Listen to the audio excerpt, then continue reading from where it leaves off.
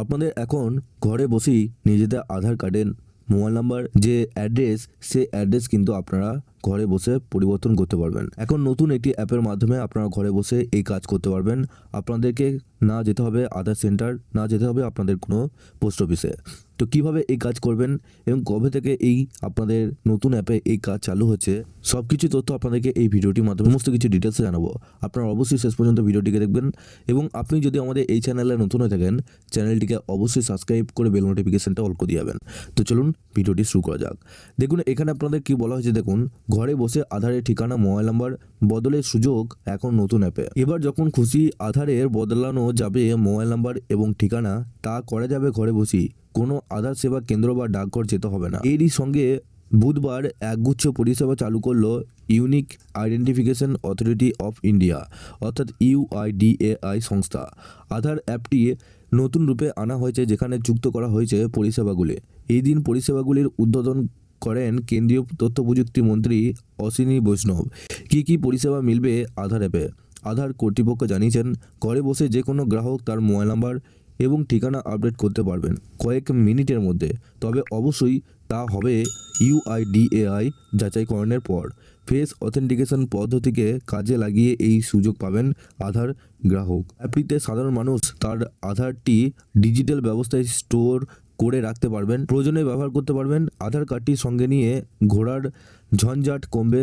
একটি মাত্র mobile number আওতায় কোনো ব্যক্তি এই অ্যাপের মাধ্যমে তার ডিভাইস বা মোবাইল ফোন থেকে একসঙ্গে মোট 5 জনের আধার নিয়ন্ত্রণ করতে পারবেন বা কাজে লাগাতেও পারবেন।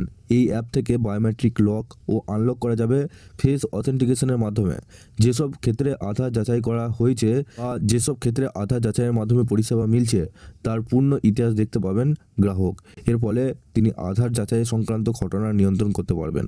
বিষয়টি আরও স্বচ্ছ হবে বলে দাবি করেছে আধার কর্তৃপক্ষ। আধার ব্যবহারের ক্ষেত্রে কিউআর কোড স্ক্যান করার সুযোগ দিচ্ছে নতুন অ্যাপে, অর্থাৎ গ্রাহক নির্দিষ্ট কিউআর কোড স্ক্যান করে তার আধার চেক করতে পারবেন।